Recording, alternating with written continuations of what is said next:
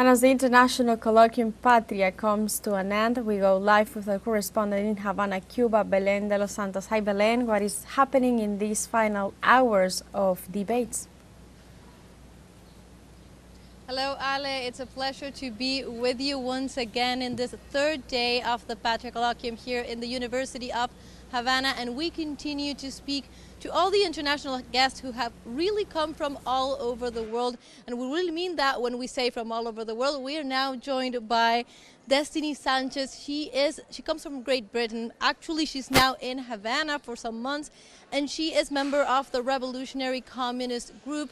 And we would like to continue speaking about the experiences that all of the guests are having at this colloquium that is set to discuss the challenges of journalism, digital communication from a global South perspective. So Destiny, thank you so much for joining us in teleSUR English. And I would like to ask you, from your perspective, why is it important to be here, to participate in these dialogues, to have these discussions about what are the challenges that we are facing at this real context in terms of digital communication?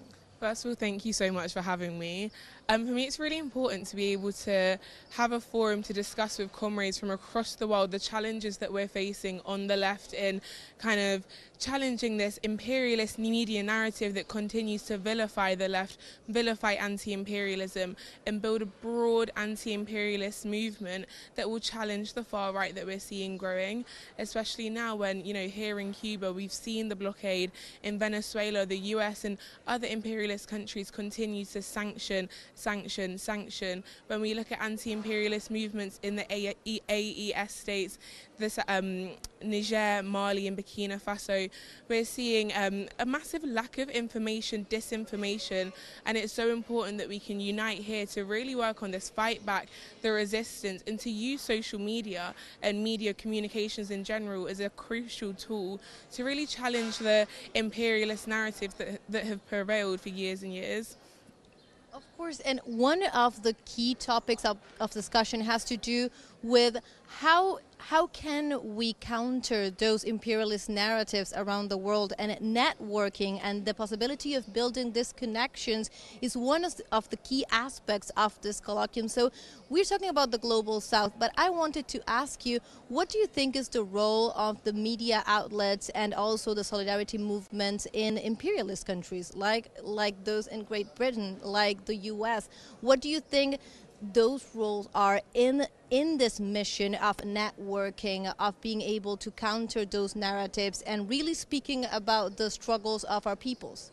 It's so inspiring to meet comrades from across the world who are fighting different struggles and doing different things as part of the global fight back of anti-imperialist struggles, anti-colonial struggles, movements against capitalism. And for me, in Britain, we see what the media is like, we know what the media is like. Under capitalism in Britain, you can't have a progressive media, you can't have media that's going to challenge these narratives and actually put the needs of humanity before profit. So for us, it's really important as solidarity activists. I'm in an organisation called the Revolutionary Communist Group. Our newspaper, Fight Racism, Fight Imperialism, has historic solidarity with anti-imperialist movements across the world. And for us, it's so important to be active on the streets, speaking to people, finding out how to actually build this movement in the belly of the beast. We know what Britain represents. We know what imperialism represents. The Guardian, which we've done several actions against, they continue to peddle themselves as this leftist newspaper, but in reality they don't support Cuba, they don't support Venezuela, and they continue to attack Palestine in their resistance struggle. So for us, it's really, really important that we take our roles as activists, as going out into the streets, organising protests, really trying to build this unity to fight back and resist, like we're seeing our comrades do in these anti-imperialist struggles in the global South.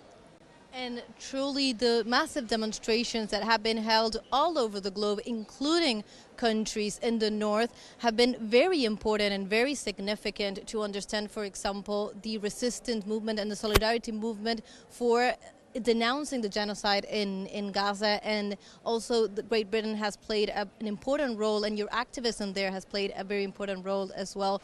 So I wanted to ask you, in terms of these demonstrations, how do you see this year to come? The global context is very complex with ongoing attacks in Gaza despite of the ceasefire. How do you see the possibility of more activism in your country, for example, in this year 2025?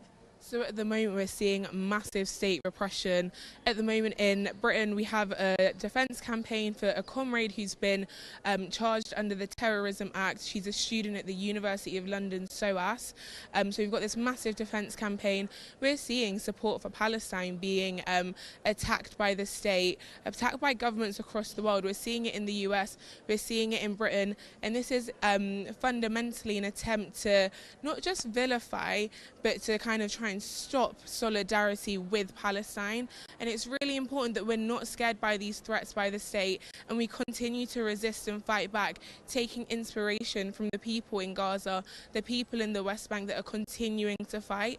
And the fight of the people in Gaza, the fight of the people in Cuba against the sanctions, in Venezuela, in the Sahel states, these are anti-imperialist struggles, fighting back against the horrors, the warmongering nature of imperialism that refuses to put the needs of humanity and the planet before profit. So for us in Britain, it's so important, it's our moral duty, but more importantly, as anti-imperialists, as progressives, as communists, socialists, we have to be on the streets to fight back, because that's the only place that we're going to be heard. We know that we can't appeal to the social democratic governments. We know that there's a massive opportunist trend in the imperialist world. So it's really important that as activists we take our role seriously and continue to resist, to support our comrades from across the world in these international struggles against capitalism and imperialism.